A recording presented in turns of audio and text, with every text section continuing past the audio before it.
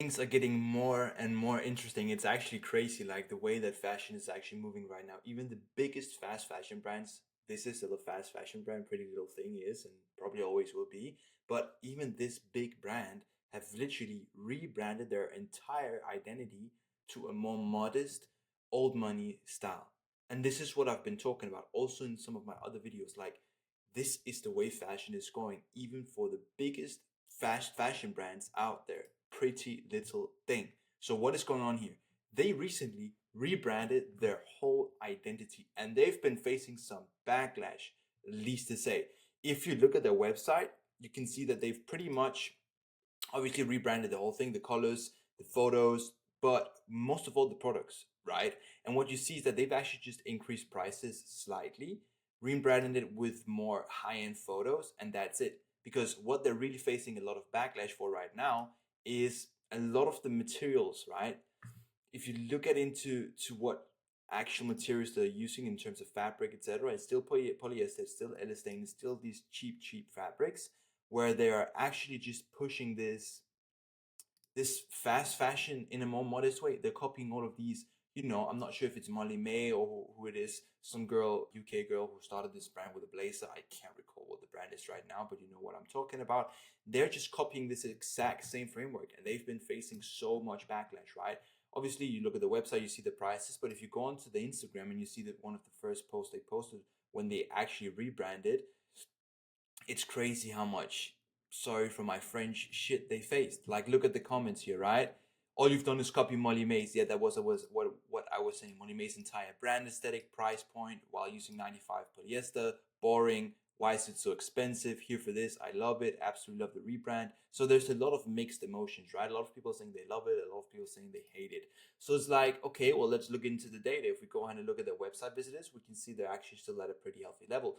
5.3 million in December, which is one of the biggest months for any fashion brand or an e-commerce brand. 4.4 in Jan, 4.3 in February. So it's not looking too bad in terms of, like, the month so far, but we're gonna have to see in March, right? How much are they going to take a hit in March? I'm not sure if we can even see. No, I can't see right here. I need to. I'm on the free version of this. Don't use it that much, but regardless, let's see how, if there's a big dip in March. I'm excited to see, because obviously the crowd is speaking and the customers do not seem happy. But regardless, you can see here PLT was where girls shop for fun and colorful clothing, disappointing, mundane. And not only that, but one really big thing that they have just recently put out is Pretty Little Thing Outlet, right? The exclusive last chance to shop Pretty Little Archive, Pretty Little Thing Archives, right? So if you go onto this page, what you see is that they're just selling all of their old stuff for £5 for so cheap. It's crazy, right? It's so crazy. And the thing is, they're really, I'm not sure why they're what they're doing, but this is what they were before, right?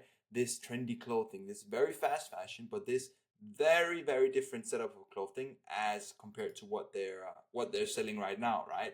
This is pretty, much more revealing. It's much less, it's much more kind of 20-year-old girl, 16-year-old girl, 15-year-old girl. And if you look at their things now, you can see it's completely different. And I'm not sure how it's going to affect the revenue. I'm not sure how it's going to affect them individually. But all I know is that regardless of how it's going to affect Pretty Little Thing individually, this is the way fast fashion is going. Not fashion. This is the way fashion is moving.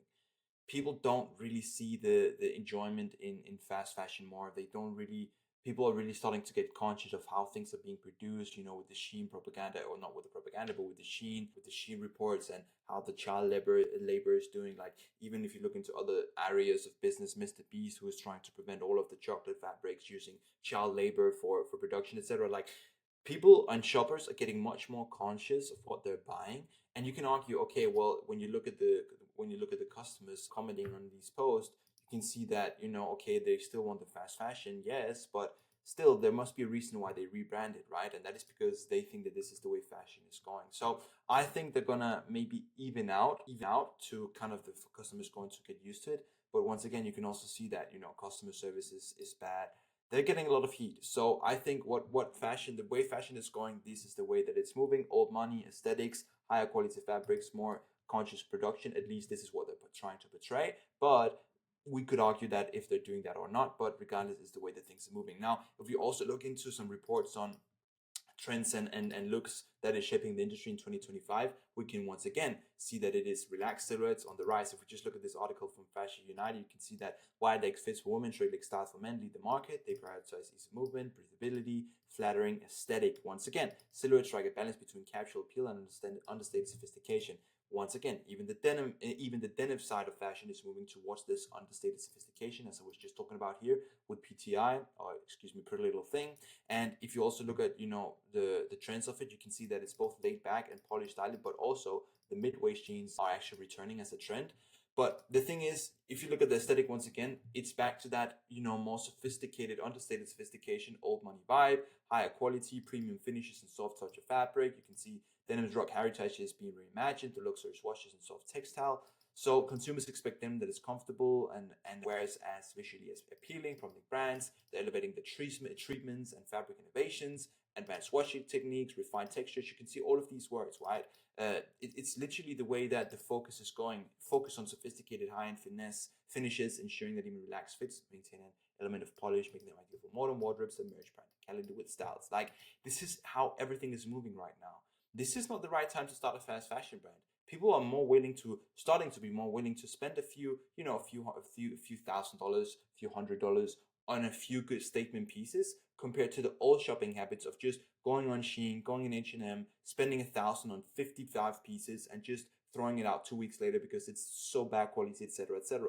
People are becoming more product aware. People are becoming more production aware. People are becoming more aware of what they actually want and how they want to portray themselves. And also, if you look at any of the big influencers, especially like Kylie Jenner and all of these, ladies and women who have a grip on the younger generation of girls, especially girls in women's fashion, they are also starting to wear this more old money style. If you look at, especially now mentioning Kylie Jenner, go ahead and look at her old Facebook and Instagram posts when she was like with Travis Scott, etc. Now look into how she's dressing. I'm not sure if it has an effect if she's with this guy Timothy, but if you just look at into how she's dressing now, she's also more on those old money sleek cute dresses compared to the streetwear oversized stuff. She's much more in that way as well. And like it or not, Kim Kardashian, Kylie Jenner, all of these girls, they have a big influence on the younger girls generation's way of going about about the fashion, about the shopping habits. So this is the way things are moving. People are starting to go more exactly.